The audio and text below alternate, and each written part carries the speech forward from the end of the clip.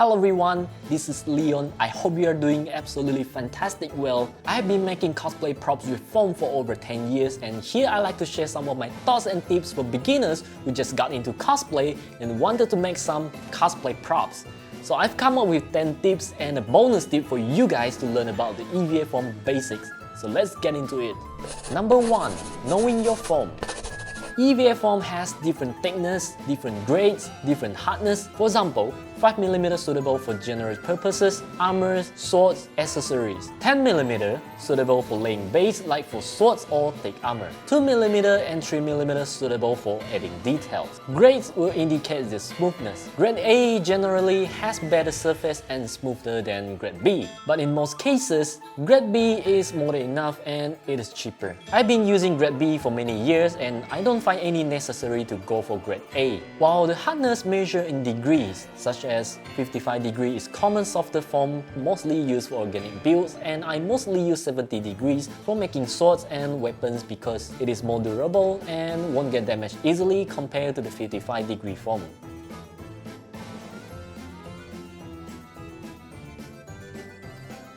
So it is up to you what kind of foam you are planning to use. It really depends on the situation. Number 2. Cutting foam. Cutting EVA foam can be hard sometimes, but generally I'd recommend using a knife and cutting foam on the cutting mat will be easier. To get clean cut, first is to maintain your hand gesture and cut slowly. Second is always use a sharp blade. Number 3. EVA Foam Support.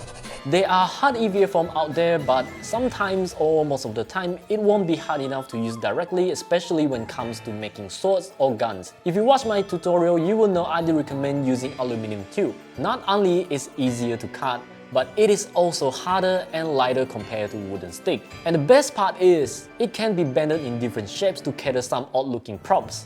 But be mindful, if bending too much, there are still chances for it to break in half. Number 4. Bonding foam. When it comes to adhesive, I generally use 3 types of adhesive. First is super glue for most of the applications because it is fast and reliable. Second is contact adhesive. It gives more time to work with and I mostly only use it for sticking larger piece, stacking foams for sword base, or sticking large piece of details. And third is AB steel epoxy glue. I only use this epoxy glue for sticking the foam to the metal parts, especially when I use a lot of aluminum tube and I need to stick the aluminum to the foam. And only this kind of steel epoxy will work well with metal to foam. Number 5. Sanding foam.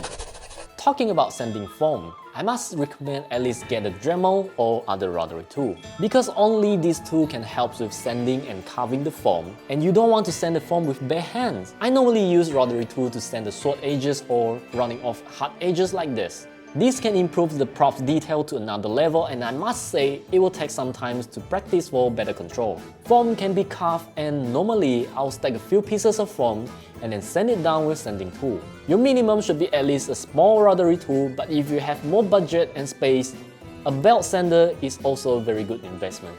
Number 6. Foam detailing.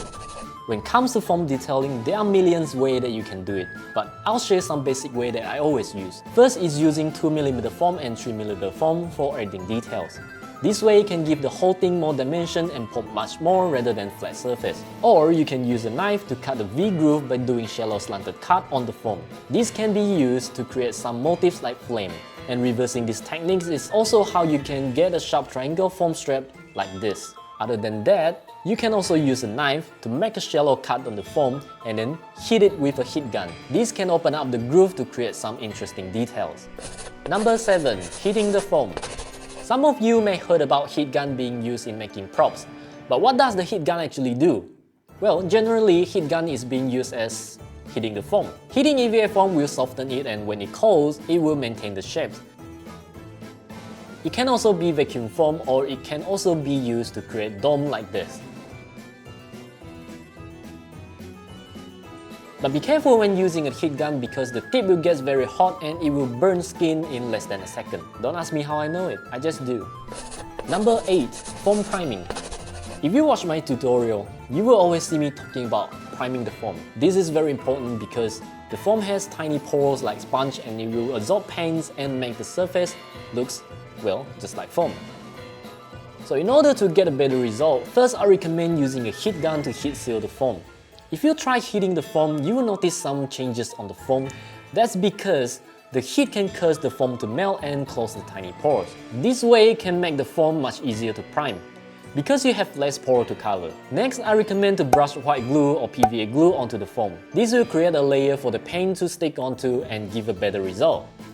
If you have budget, you can also use plastic dip, but it is very expensive in my country, so I'll just stick with other method. For my own method, since I have access to air compressor and a spray booth, I have been using any kind of water-based paint to prime the foam. This way it's much faster and the paint can be sanded down for further detailing.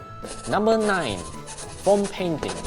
EVA foam can be painted in many ways, such as brushing with acrylics and spray paints. Both has their pros and cons, such as brushing with acrylics do not need a specific space like spray painting, but it may leave ugly brush strokes. Although it can be avoided by using some brushing techniques, but it requires a lot of practice. I recommend watching SKS Props because he has insane painting skills. Not that if you are planning to paint with acrylic paint, you do not need to prime it with white glue, because the white glue may get dissolved by acrylic paints and a few layers of acrylic paint is thick enough to cover the tiny pore. I don't recommend using acrylic paint to prime because white glue is much cheaper and cost effective. On the other hand, spray paint gives much better result for even surface, but it requires a well ventilated space and also requires at least a respirator because the film is bad for health. For me, I've been using car paints for years because it is more cost effective for long term and also give more controls on the color. So if you at least have access to airbrush, it can also give you a very similar result.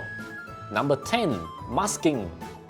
This is the step I hate the most because it is repetitive and it takes a lot of time just to mask a few parts. And sometimes you may miss a spot and you have to redo the paint, or the masking tape may mess up with the paint. It is very frustrating for me when it comes to masking, but I can assure you if everything goes well, it is the most satisfying part, especially removing the mask and seeing all the colors comes together.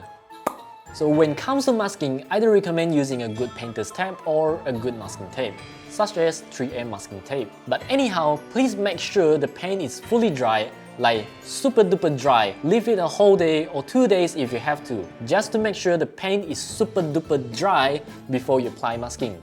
Trust me. Bonus tip, final wrap.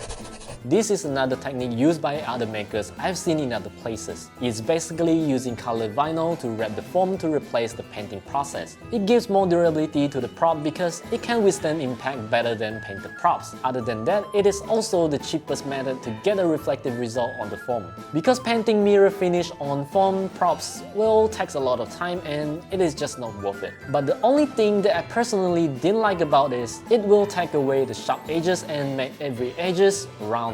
It may work on certain scenario, but definitely not for every prop. Well, that's for me, but what about you? Leave a comment down below and let me know what you think. If you find my video useful, please consider give it a thumbs up and subscribe my channel will help me grow. Thank you and I'll see you again next time.